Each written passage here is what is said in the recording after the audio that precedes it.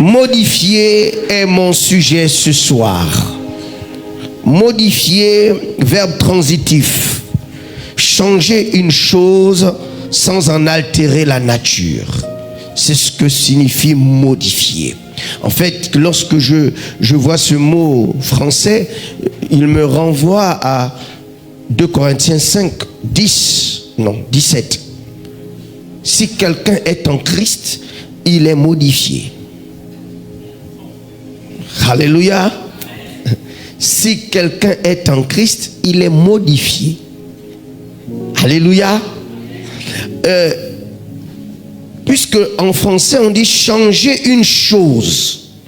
Modifier, le dictionnaire dit changer une chose sans en altérer la nature.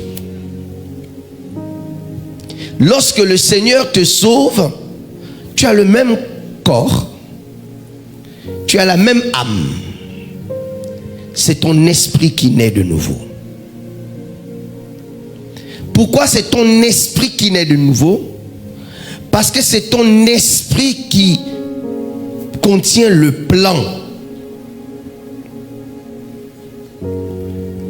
Et s'il faut modifier, on modifie le plan, mais pas la nature. Lorsque Dieu veut modifier ses plans pour toi, il te fait passer par le sacrifice, c'est-à-dire la mort. Jean chapitre 12, le verset 24, dans la version parole de vie. Oui, je vous le dis, c'est la vérité. Le grain de blé tombé dans la terre doit mourir. Sinon, il reste seul. Mais s'il meurt, il donne beaucoup de grains. Nous ne pouvons pas nous multiplier si nous ne mourrons pas. C'est la mort qui permet la multiplication. Celui qui ne veut pas mourir reste seul.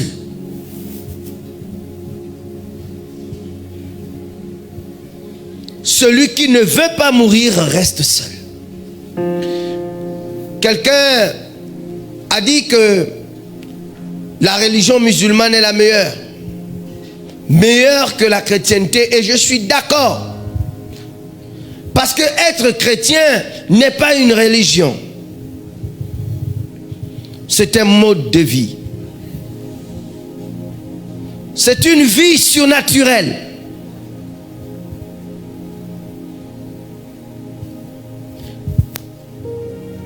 Toutes les religions proposent les mêmes choses. La différence avec le christianisme, c'est la seule qui propose la foi en la résurrection. Le fondement de la foi chrétienne repose sur le fait que nous croyons en la mort et à la résurrection.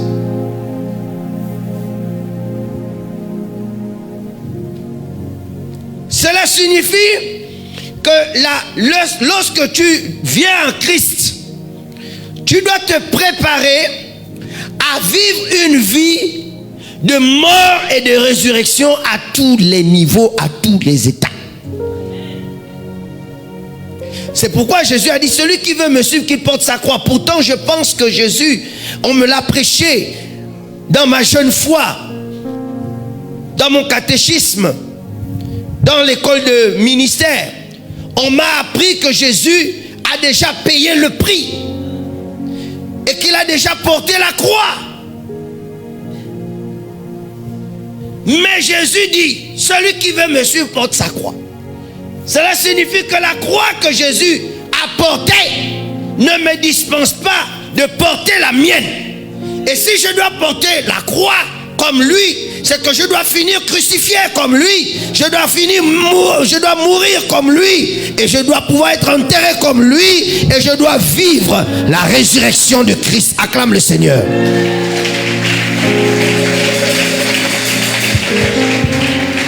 Romains, le chapitre 8, verset 11. Il est mentionné ceci, ce n'est pas dans mes notes.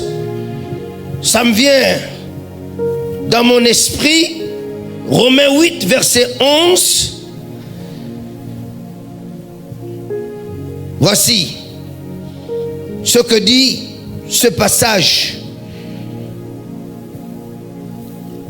Et si l'esprit de celui qui a ressuscité Jésus d'entre les morts habite en vous, celui qui a ressuscité Christ d'entre les morts rendra aussi la vie à vos corps mortels par son esprit qui habite en vous. Lorsque je lisais ce texte à l'époque, j'étais resté figé sur le fait que en tant que païen, lorsque le Christ rentre en moi, il me ressuscite pour une nouvelle vie en Christ. Mais en réalité, c'est plus que cela. Il est parce que le Jésus-Christ lui-même, le jour où il a été baptisé du Saint-Esprit, est-ce qu'il est né de nouveau? Est-ce que le jour où Jésus a été baptisé du Saint-Esprit, est-ce qu'il est né de nouveau? Non. Parce que Jésus était sans péché. La nouvelle naissance, c'est pour le pécheur qui renaît en nouveauté de vie. Jésus n'a pas été baptisé à cause de son péché, ni baptême d'eau, ni baptême du Saint-Esprit. C'était un juste qui se faisait baptiser. Et il a reçu le baptême du Saint-Esprit pour le transférer aux nations, aux hommes. Jean-Baptiste a dit, quelqu'un d'autre viendra. Lui, il vous baptisera du Saint-Esprit et de feu. Mais ce Jésus baptisé du Saint-Esprit, à peine il venait d'être baptisé du Saint-Esprit, le Saint-Esprit ne l'a pas amené ailleurs que devant Satan. Ça veut dire que le Saint-Esprit va t'amener vers la mort.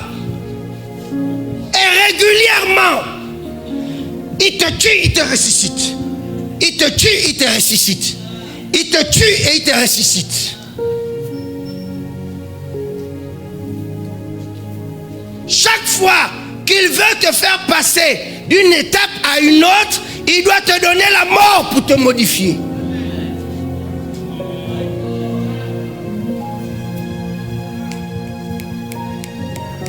Jérémie 18.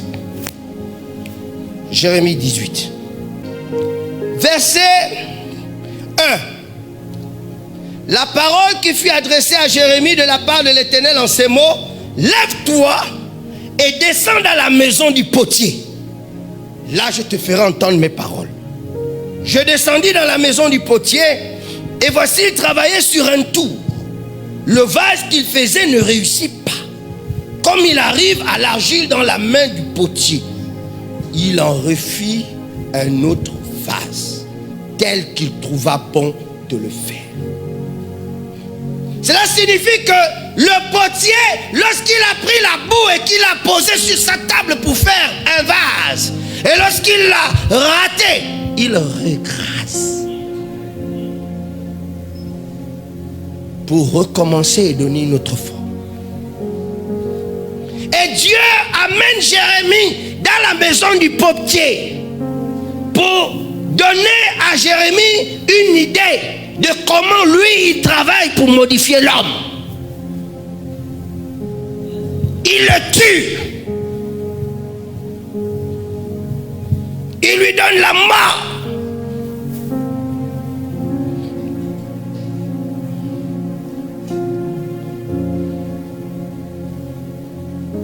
Le verset 5. Et la parole de l'Éternel me fut adressée en ces mots: ne puis-je pas agir envers vous comme ce potier, maison d'Israël, dit l'Éternel. Voici, comme l'argile est dans la main du potier, ainsi vous êtes dans ma main, maison d'Israël. Soudain je parle sur une nation, sur un royaume, d'arracher, d'abattre et de détruire.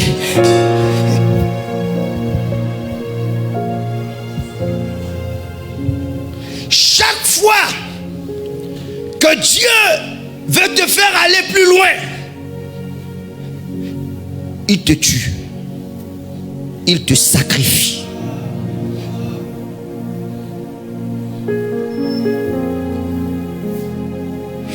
C'est fort. C'est triste de réduire le principe, le mystère du sacrifice au fait que l'Église veuille s'enrichir. Les pasteurs veulent s'enrichir.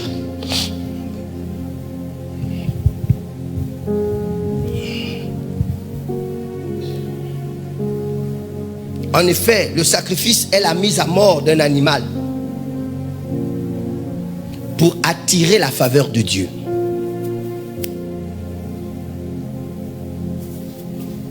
C'est la pratique de la substitution de la mise à mort de celui qui est appelé à apporter le sacrifice. C'est la pratique de la substitution. Quand tu tues un animal, c'est la pratique de la substitution, de la mise à mort de celui qui est appelé à apporter le sacrifice.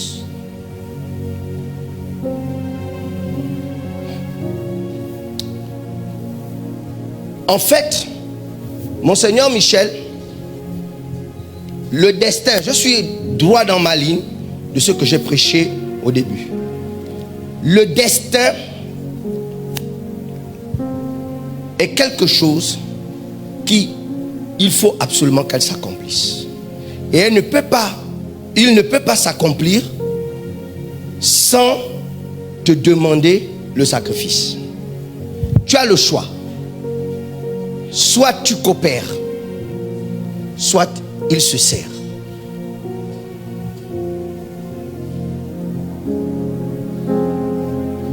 C'est-à-dire que quand le destin a décidé de te faire asseoir là où tu dois asseoir, il vient te demander. Si tu ne donnes pas, il prend. Sauf que si tu ne veux pas qu'il prenne n'importe comment, donne. Sinon, il se sert et il fait des dégâts. Vous savez,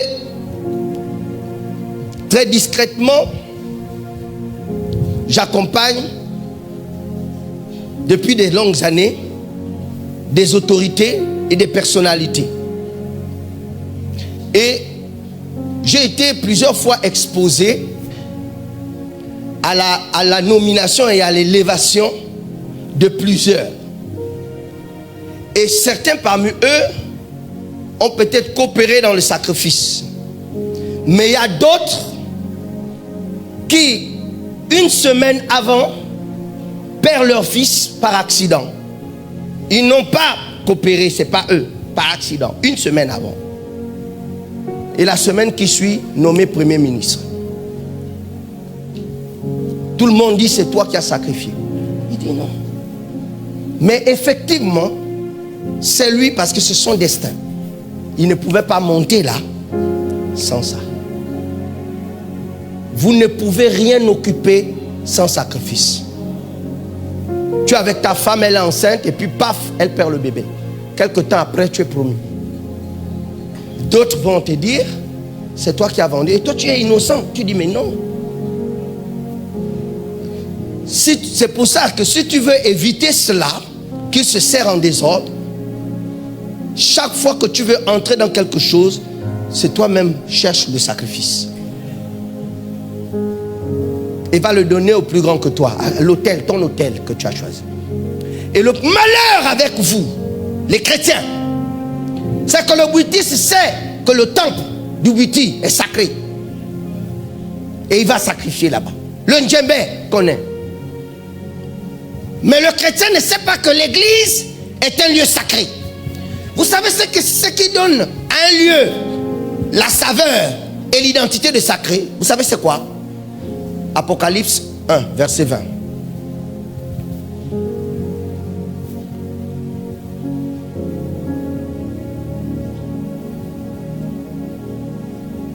Je vis dans la main droite de Jésus 7 étoiles.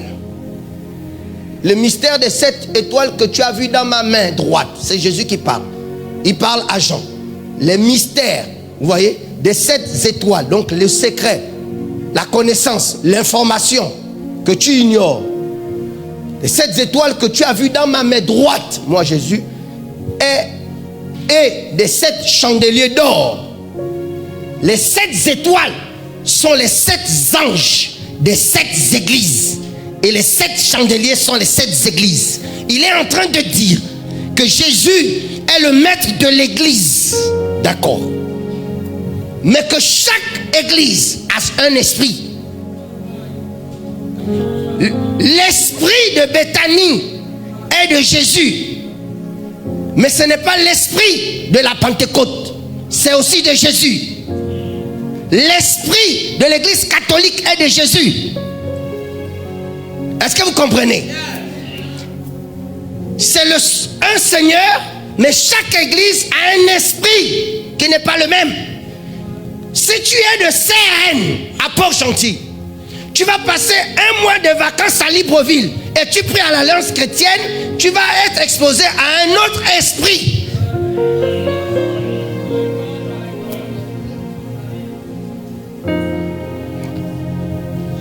Je vous ai fait lire ce texte pour vous dire que donc l'église est sacrée parce que ce qui fait l'église, c'est un esprit. Donc là où il y a un esprit, il y a le sacré. Et là où il y a un esprit, il y a le sacrifice. Sacrifice sacré, sacré, sacrifice. Personne ne rentre dans un temple de Bouti sans préparer son sacrifice.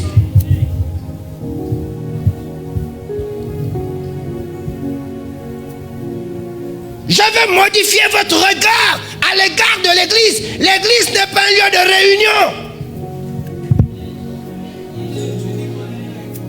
Voilà le problème de l'église. C'est pourquoi vous ne gagnez pas vos combats. Parce que vous venez à l'église dans l'esprit de la réunion de l'église. La réunion de prière. Pendant que le catholique, lui, il part, c'est le sacré. D'ailleurs, même quand il rentre à l'église, il rentre doucement. Mais vous, dans vos églises, tu entends seulement les bruits de chaises. Roro, roro, roro, roro. Vous entendez mais le temple de l'église catholique est vide. Tu te retrouves toi-même, même si tu n'es pas catholique, avant de rentrer même, toi-même tu te modifies. Parce qu'il y a une présence.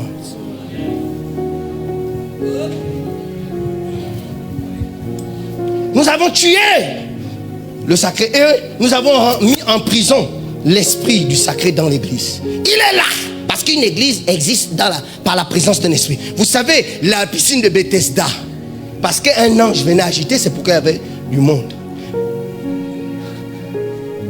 Là où il y a un esprit, il y a une activité, il y a du monde.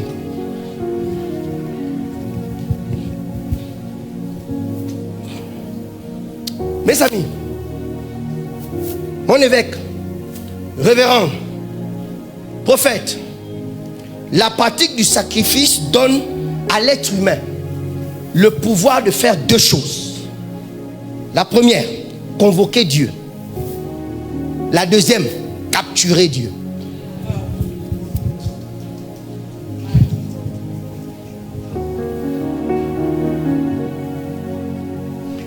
C'est-à-dire que le problème, c'est que vous priez sans la présence de Dieu. Vous restez figé sur ce verset de Matthieu 18, verset 19. Là où 2 ou 3 sont assemblés en mon nom, je suis au milieu d'eux. Donc on est 3 et puis on dit Dieu est là. Non, on est 3, on est une église. Nous sommes une église. Or l'église, c'est l'esprit, un ange. Ça veut dire que nous devons le convoquer. Mais Dieu, on ne le convoque pas comme ça. Un esprit est attiré par le sacrifice. Il ne vient pas s'il n'y a pas le sacrifice. Donc quand vous vous réunissez, la première chose que vous faites, c'est le sacrifice d'abord. Parce que quand vous vous réunissez, c'est pour parler à Dieu. Mais s'il n'est pas là, vous parlez à qui? Comment vous parlez alors que celui à qui vous adressez la parole n'est pas présent? Il faut le convoquer.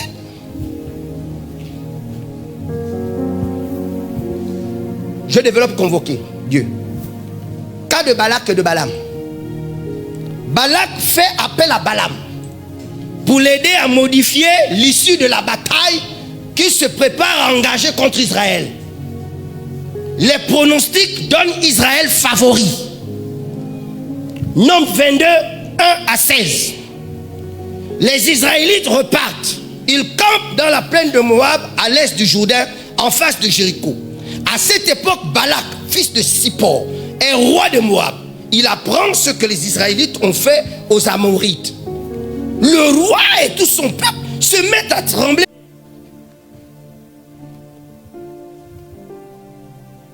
En France, un musulman priait pour gagner au loto. Et puis un de ses amis français qui n'est pas croyant, il lui dit, mais tout le temps je t'entends prier pour gagner au loto, mais tu ne vas jamais acheter le ticket pour pouvoir valider quand même ton ticket. Et il lui dit, ma religion m'interdit de jouer au loto. Bon. C'est clair que si tu ne vas pas valider, comment tu veux que tes prières... Donc lui, il veut que Allah le fasse gagner au loto sans qu'il n'ait péché. Sauf que le problème, c'est que Allah ne peut pas intervenir du fait qu'il n'a pas acheté le ticket et il n'a pas engagé le ticket. Parce qu'il faut quand même que tu aies acheté et que tu l'aies mis dans le circuit du loto. Pour que maintenant la divinité intervienne. Prends le caillou de David. Si David n'avait pas lancé le caillou, sur quoi Dieu allait battre Goliath? C'est ça le sacrifice. Si tu ne mets pas quelque chose dans les mains de Dieu, comment tu veux qu'il aille battre ton adversaire? Tu lui dis fais. La plupart d'entre vous, vous faites les vous recevez les bénédictions à crédit. Prie, quand ça va marcher, je reviendrai. Mais les anglophones, eux, non. Ils font le sacrifice et ils attendent la bénédiction. Mais vous vous dites non, prie. Quand ça va se débloquer, je viendrai à crédit. Et c'est pour ça que votre vie n'est que crédit. Parce que c'est votre mentalité. Tu ne peux pas être autre chose que ta mentalité. Jette sur lui une malédiction. Parce qu'il est puissant, plus puissant que moi.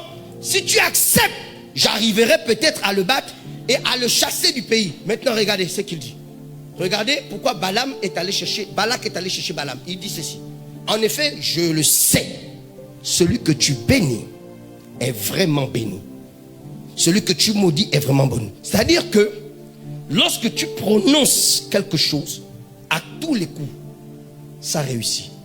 Et les rois cherchent de telles personnes. Maintenant, mais Balaam est un prophète et il connaît les principes, sinon le secret de sa capacité à dire et que les choses soient comme il prononce. Ce secret, c'est de faire venir d'abord Dieu vers lui et que ce dernier lui mette les paroles avec lesquelles il fera les déclarations miraculeuses. Balaam sait, si Balak sait que Balaam sait qu'il dit, c'est accompli, mais Balaam sait que son secret, c'est qu'il emmène Dieu dans sa bouche d'abord.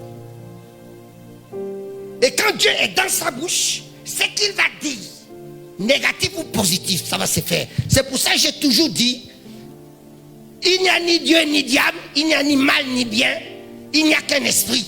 Et l'esprit prend la nature de tes déclarations.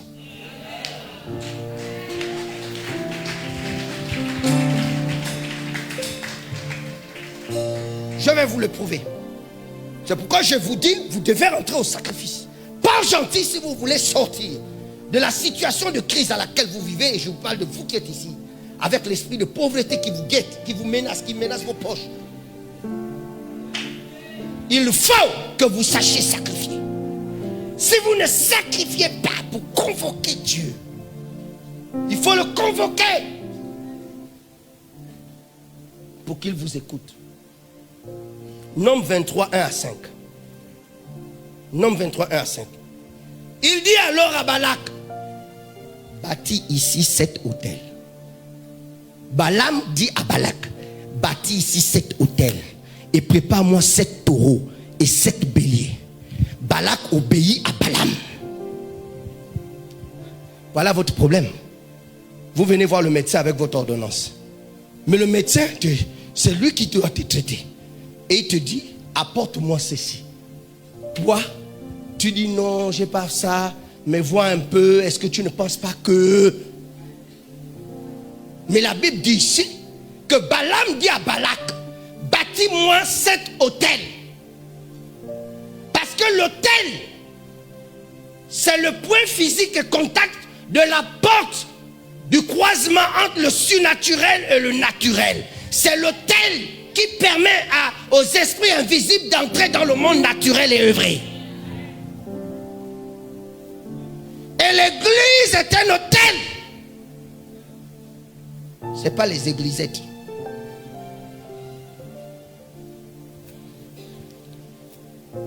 Prépare-moi 7 taureaux et 7 béliers. Pourquoi 7 taureaux? Parce que le taureau symbolise l'alliance.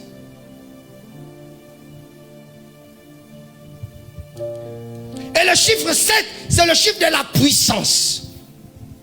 Ce que Balaam veut faire, c'est de déchirer la couverture d'Israël.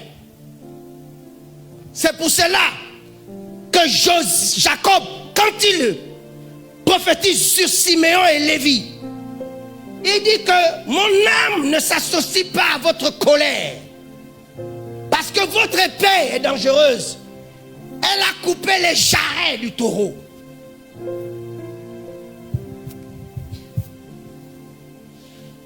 Il venait là de déclarer, et il dit, je vais disperser votre postérité dans tout Israël.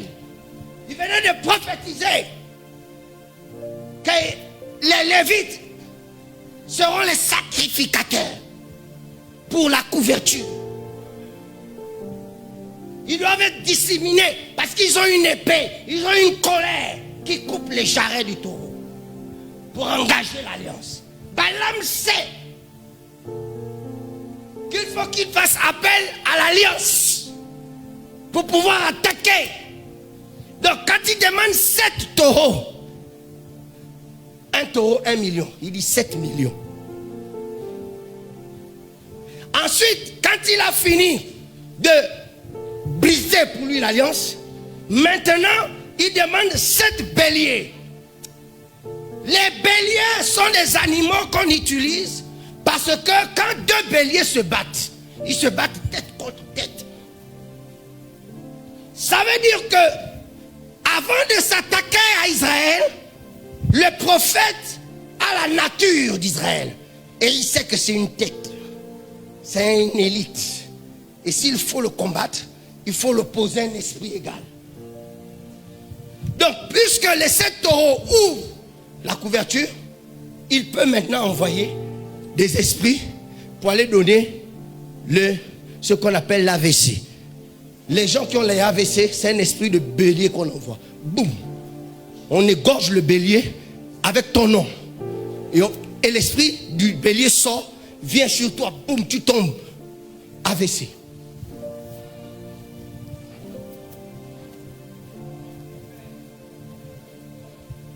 Je pousse. Il faut que vous puissiez comprendre que nous avons une substitution. Nous ne tuerons pas les taureaux, nous ne tuerons pas les béliers, parce que Jésus est le taureau. Jésus est l'alliance. Et il est le bélier. Voici l'agneau de Dieu qui ôte.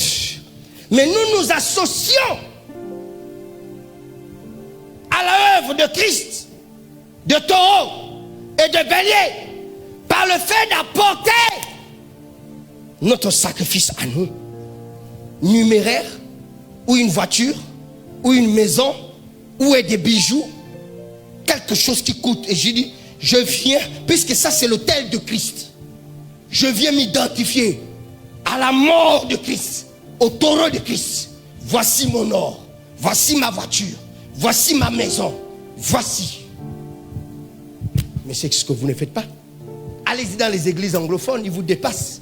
Parce qu'eux, ils sont au niveau où ils font des offrandes, c'est même les avions.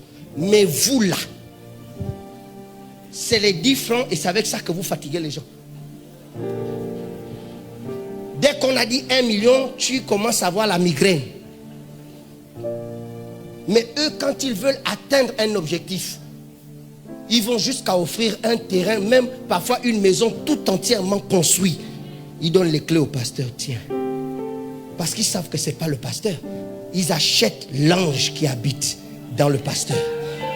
Mais la Bible dit, mon Seigneur, la Bible dit que le sacrificateur ne doit pas accepter les présents. C'est ce que la loi dit. Parce que les présents corrompent. En fait, Dieu a fait une subtilité. La chose qui amène le bénisseur professionnel à bénir et que ce qu'il déclare a du succès dans la vie sur qui il déclare, c'est l'émotion. C'est pour cela qu'on dit honore ton père et ta mère avec une... Parce que si tu l'énerves, quand elle va taper, elle est en colère, l'émotion, ça marche.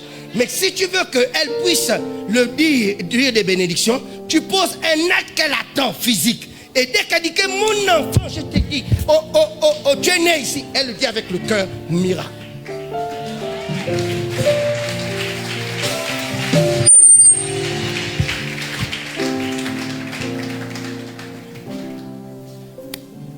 Regardez, Balak obéit à Balaam, puis tous les deux offrent un taureau et un bélier sur chaque autel. Balaam dit à Balak, reste ici, près des sacrifices que tu as offerts. Je vais aller un peu plus loin, le Seigneur va peut-être venir à ma rencontre. C'est que il savait. Je te dirai des paroles qui me fera connaître. Ensuite, Balaam va sur la colline sans arbre. Là, Dieu vient le trouver. Est-ce que vous entendez ça? Là, Dieu vient le trouver. Balaam lui dit, j'ai fait dresser 7 autels et j'ai offert un taureau et un bélier sur chacun. Toi, quand tu commences ta prière, tu présentes quoi? Lui vient avec un sujet. Mais avant d'introduire le sujet, il dit d'abord, regarde, parce que le proverbe 18, 16 ou proverbe 16, proverbe 18, 16, oui, vérifiez-moi ça. Proverbe 18, 16 ou 14, vérifiez-moi ça s'il vous plaît. Dit, les présents d'un homme lui élargissent la voie et lui font trouver grâce auprès des grands. Dieu est le grand des grands. 18, 16. Si une personne fait des cadeaux, elle entre partout et peut rencontrer des gens importants. Mais vous venez me voir sans cadeau. Papa, mon évêque, tu es un père. Je te connais quand à l'époque là, en 2004, quand tu es... Vous croyez que c'est parti? C'est pas parti, c'est votre visage c'est votre regard qui a modifié. C'est tout. Dès lors que Dieu élève un jour quelqu'un et qui fait quelque chose de miraculeux, c'est qu'il est une entité. Même si ça ne se fait plus, Dieu ne se répand pas de ses dons. C'est vous qui pensez que je suis mort. Je ne suis pas mort. L'appel et les dons de Dieu sont irrévocables. Je suis le même rabbin Kogo de 2002, 2003, 2004, jusqu'à vie, à la mort. C'est vous qui avez modifié. C'est vous qui me regardez autrement. Mais ceux qui ont le même regard bénéficient, montent toujours, posent les actes qu'il faut et réveillent chez moi la chose qui a toujours été là. C'est simplement que Dieu avait créé un temps de spectacle pour me révéler. Dès que Dieu t'a révélé, c'est fini, il te dit maintenant posez. Tiens, maintenant c'est à eux de savoir. C'est comme ça que Dieu fait. C'est ce qu'on parle saison. Mais en réalité, il n'y a pas de saison. On est ce qu'on est. Sauf qu'avant qu'on ne découvre ce qu'on est, Dieu d'abord nous lance. Et puis les gens vont, oh! Après il te rattrape et il te remet. Je n'ai rien perdu. Qui vous a dit que j'ai perdu quoi? Je n'ai rien perdu. J'ai juste reconverti cette capacité de foule pour bâtir dans des endroits difficiles. Parce que ce n'est pas n'importe qui s'élève pour dire que tu vas aller bâtir à Mwanda. Ce n'est pas n'importe qui s'élève pour dire que tu vas aller bâtir dans un village. Donc, apprenez à convertir vos onctions de foule pour bâtir quelque chose de durable.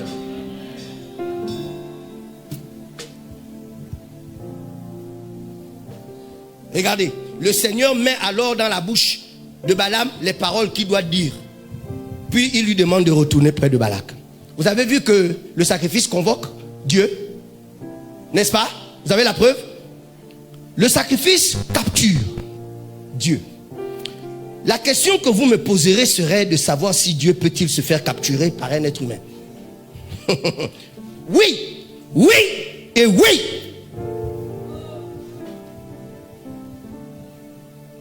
Commençons par cette déclaration choquante. Nombre 18, verset 20, version PDV, parole de vie, 2017. Le Seigneur dit encore à Aaron, dans le pays que je donnerai en partage aux Israélites, tu, toi Aaron, n'auras pas une partie du pays pour toi, ni des biens. C'est-à-dire, je ne te ferai pas ministre, je ne te ferai pas médecin, je ne te ferai pas... non, je ne te donnerai rien. C'est moi qui serai ton bien. Seigneur, comment Dieu peut se traiter comme un bien? C'est moi qui serai ton bien. Et ta part au milieu des autres Israélites. Cela signifie que si tu veux Dieu, attrape Aaron.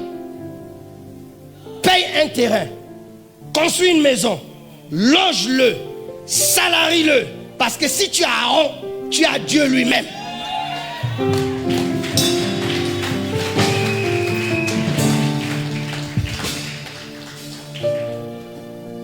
Nombre 18, verset 20.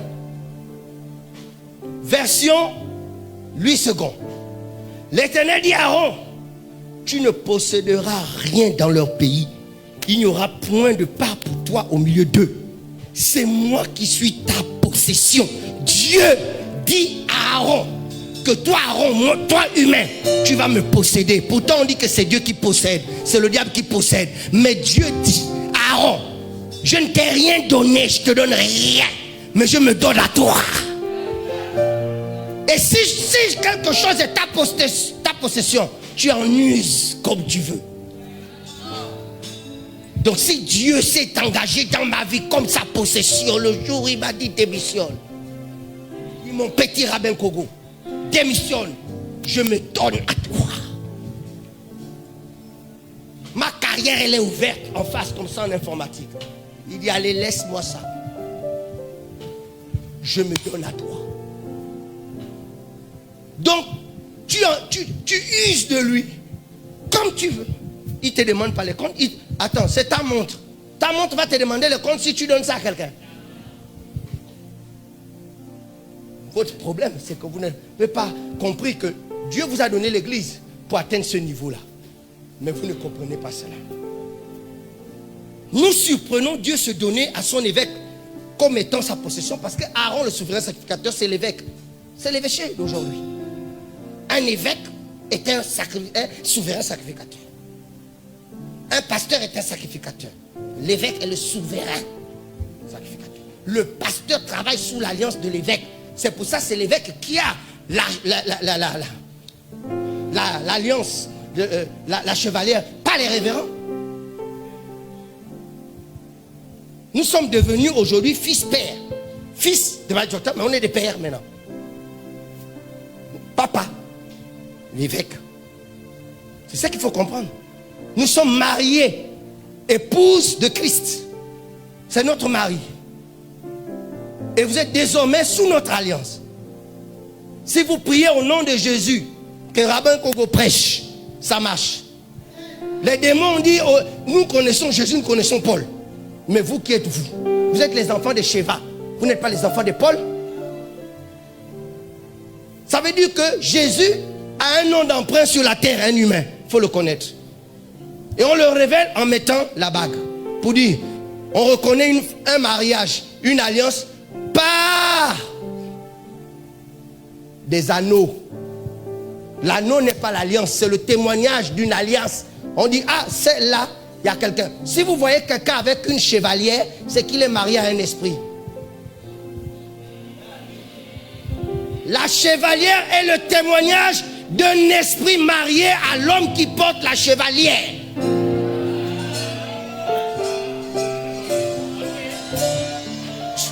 N'allez pas au marché acheter les chevalières comme vous voulez. Les vrais ésotériques qui ont une chevalière, ils vous disent ils sont mariés à un esprit. Maintenant vous allez me poser la question, mais toi tu es marié à quel esprit? C'est intéressant, ok? C'est intéressant, posez-moi la question. Parce que j'ai une chevalière et je confirme, je suis marié à un esprit. Je le confirme. Jean 4, verset 23-24. Dieu est esprit.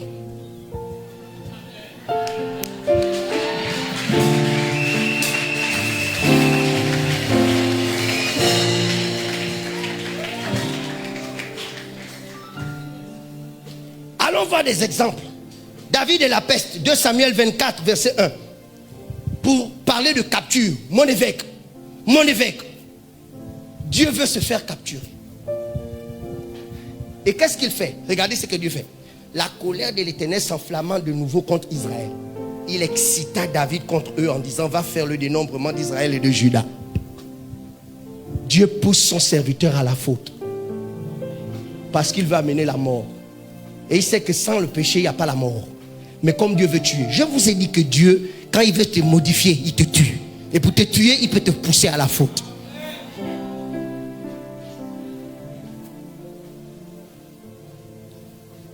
Qu'est-ce qui m'a pris de faire ça?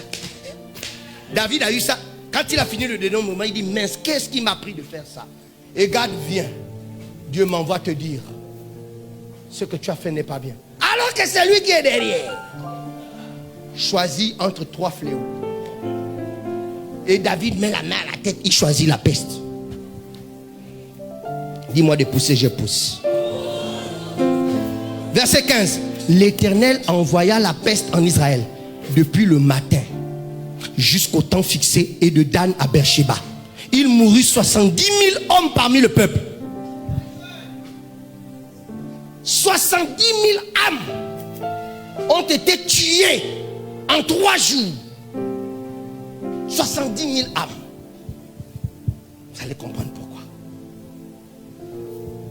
C'est le sacrifice. Dieu est venu chercher le sacrifice dans le peuple. Il veut rendre Israël puissant.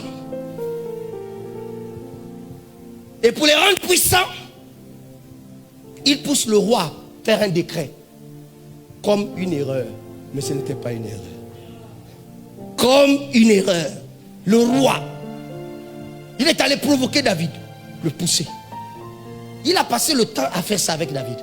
Le pousser à faire des choses. Toi, tu connais où un homme, tu vas avec une femme, tu l'enceintes. Dieu tue le bébé pour te prouver que tu as péché. Tu vas recommencer pour aller avec elle. Mais David se lève, il dit, bon, il a tué, Bathsheba, viens ici. On recommence. Et quand il recommence, il grossit Bathsheba. Le même prophète qui est venu annoncer la prophétie court et vient dire, l'enfant là s'appellera Yedidja, le bien-aimé de Dieu.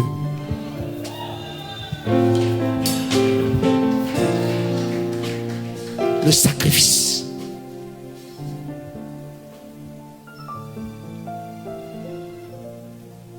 Verset 16. Comme l'ange, regarde, écoutez maintenant. Comme l'ange étendait la main sur Jérusalem pour la détruire, l'Éternel se repentit de ce mal et il dit à l'ange qui faisait périr le peuple, assez, retire maintenant ta main. L'ange de l'Éternel était près de l'aire d'Aravna de Jébusien. Dieu a montré à David un ange qui se tenait entre le ciel et la terre et qui tendait l'épée contre Jérusalem et qui tuait. C'est lui qui tuait. Il est en train de tuer. Il tuait jusqu'à 70 000. Et quand il a atteint les 70 000, Dieu a dit à l'ange, arrête. Mais l'ange n'arrêtait pas. Et là, Dieu va envoyer Gad. Va dire à David que là où il a vu l'ange suspendu, l'air d'Aravna, va là-bas. Dis à David d'aller bâtir un hôtel. C'est-à-dire, va capturer cet ange. En fait, je l'ai envoyé pour que tu le captures. Et il s'en va, il va à l'aide d'Aravna. Il trouve Aravna se cache avec son fils. Parce qu'Aravna a aussi vu l'ange sur son air. Et David arrive, et Aravna court, et dit à Aravna, et dit, oh mon roi, tu es venu, qu'est-ce que tu veux? Il dit, je suis venu, est-ce que tu as vu l'entité là? Il dit, oui, je suis venu offrir un sacrifice. Et donne-moi, vends-moi ton terrain, et puis tes bœufs, et tes chars, pour que je puisse faire l'holocauste. Et Aravna dit, je te donne tout. David dit, non, tu ne peux pas, je ne peux pas offrir à l'Éternel ce qui ne m'a pas coûté. Alors, donne-moi ton prix. Il dit 600 cycles d'argent. Oui, David donne les 600 cycles d'argent. Et là, il bâtit l'autel et il capture l'ange. Vous savez l'avenir de ce terrain? Est-ce que vous savez l'avenir de ce terrain? C'est à cet endroit que Salomon est venu bâtir le temple de Salomon.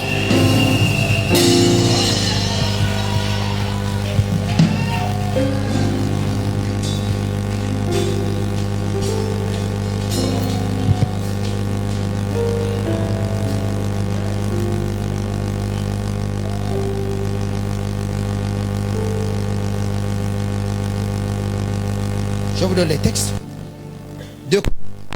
Salomon commença à bâtir la maison de l'Éternel à Jérusalem sur la montagne de Morija qui avait été indiquée à David son père dans le lieu préparé par David sur l'aire d'Ornan le Jébusien.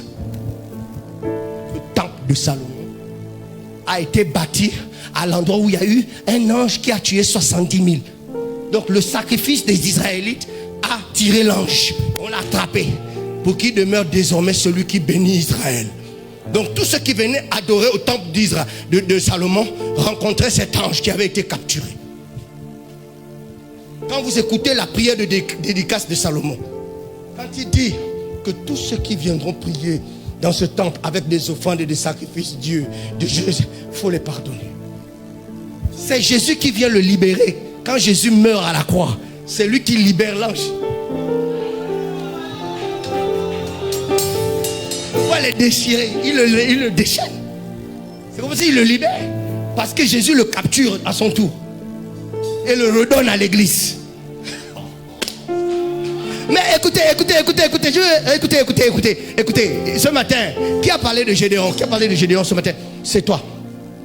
Gédéon, c'est peut-être hier. Gédéon, Dieu rencontre Gédéon et Gédéon fait une offrande.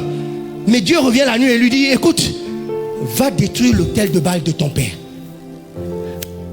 C'est bien. Mais ce qui me surprend, bâtis au même endroit mon autel et prends le taureau de ton père réservé à Baal. Sacrifie ce taureau-là à cet endroit.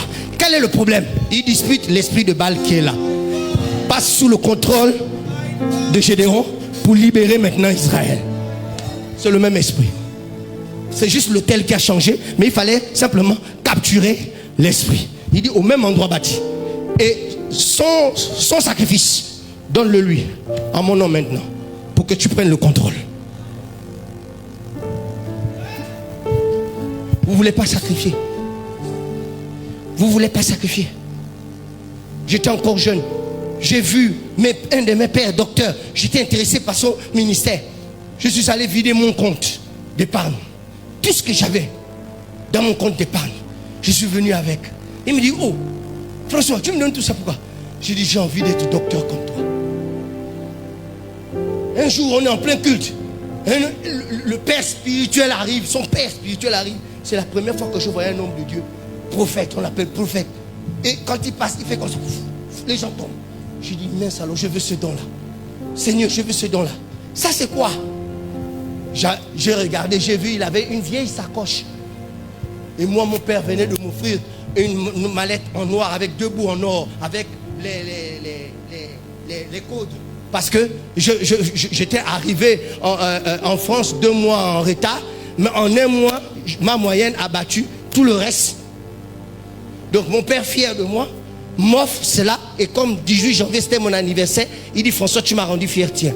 Quand je vois le prophète, sa mallette vieille, oh, j'ouvre la mallette, je vide. Je vais aller le donner, le protocole me bloque. J'ai dit, bon, donnez-lui ça, dites que c'est moi. J'avais 18 ans.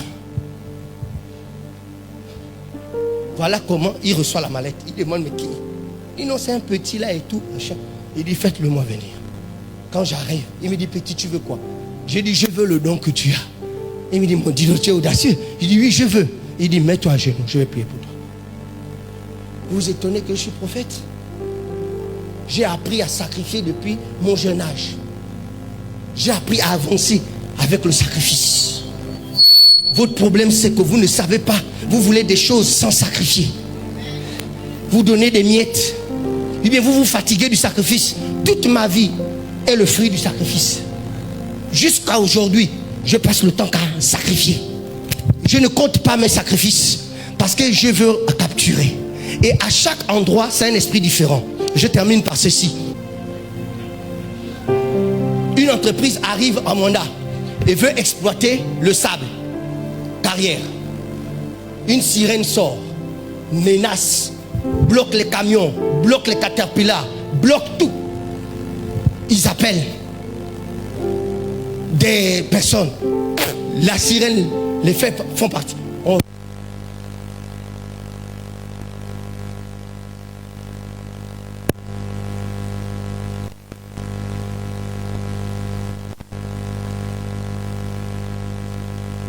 Je pose la question à Dieu. Dieu me dit, mais mon fils, ne pars pas la chasser. Il me dit, ne pars pas la chasser. Parce que si tu la chasses, pour faire venir un autre esprit, c'est comme si tu prenais un nouveau gardien dans une maison, le temps qu'il connaisse comment fonctionne la maison. Si tu veux aider cette entreprise, capture. Elle connaît l'endroit. Elle pourra les aider à mieux exploiter. Va le voir. Je sors du jeûne. Dieu me donne des textes où il parle qu'il va faire venir les trésors de la mer. Dans Isaïe, il m'amène à Apocalypse. L'ange des eaux parlait. Il me dit, elle est là, séchée sur son territoire. Tu veux la chasser pour l'envoyer où? Je descends et Dieu me montre qu'avant d'arriver à elle, il y a 1 kilomètre de terre. C'est 1 kilomètre de terre en forêt. C'était, je ne savais pas. Je vois des êtres. Dit, ce sont les anciens villageois qui sont là. C'est eux qui ont attiré, qui ont mis cet esprit-là. Et eux, ils ne te permettront pas de rentrer. Pour faire, parle d'abord à ces esprits-là. Or, le seul moyen que les esprits des ancêtres comprennent, c'est le vin et le rhum. Je rentre, je parle, et je me présente. Je dis, je suis François Rabin Kogo, je suis évêque, mais je suis citoyen gabonais. Je suis sur ma terre, ici. Ne me tuez pas. Je ne viens pas vous bagarrer. Je veux juste rencontrer l'entité qui est là-bas, que vous protégez. Quand j'arrive, Dieu me montre qu'elle veut se transformer en serpent. Vous savez, la sirène, quand elle veut t'attaquer, elle prend la forme du serpent. Et moi, le serpent et moi, on ne s'entend pas. Donc, j'ai commencé à dire, à crier. J'ai dit que je viens en paix. Je viens en paix. Je viens en paix. Je viens en paix. Et j'ai commencé à parler sa langue à elle. Une langue que je me suis mis à parler. Elle s'est calmée. Elle est venue. Elle a apparu toute belle.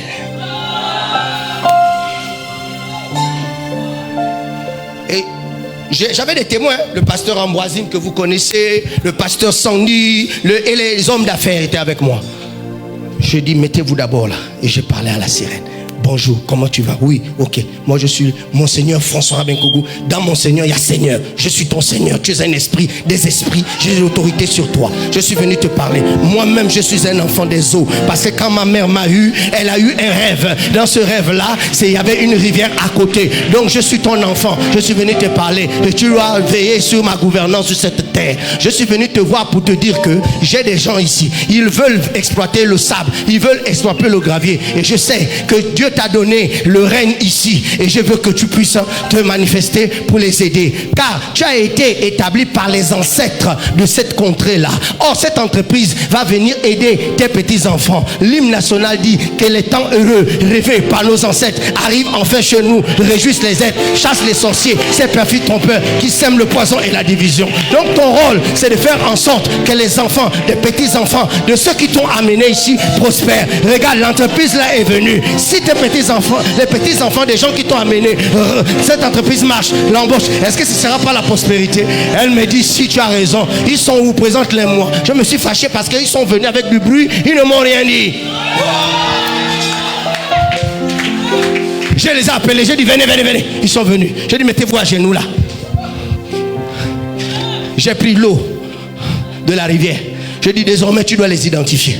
J'ai mis l'eau. Ensuite, j'avais déjà l'eau en ça et puis l'huile d'onction pour les mettre dans le Seigneur. Donc, je prends l'eau de la rivière là-bas. Je dis, c'est le signe pour que tu les reconnaisses. D'accord, oui. Ensuite, j'ai dit, prenez le sable. Ils ont pris le sable. J'ai dit, jetez. J'ai présenté. J'ai dit, il s'appelle tel. Si tu les rencontres dans la ville, tu les bénis. D'accord. J'ai dit, ce sont mes enfants. Ils sont derrière moi. Oui, c'est ce qui s'est passé. Écoutez bien. La sirène me dit, ok, c'est d'accord. Bon, je vous passe tous les détails. Bon. Et la sirène me dit, mais il y a une chose qu'il faut que tu fasses pour que je les rende prospères. J'ai dit quoi? Un sacrifice. C'est lequel? Il dit juste, demande-leur de venir jeter 5 pains. 5 pains. Je suis resté révélation. Jette ton pain à la surface des eaux. Avec le temps, c'est la prospérité. Si vous ne sacrifiez pas, vous ne pourrez pas être modifié. Que Dieu vous bénisse.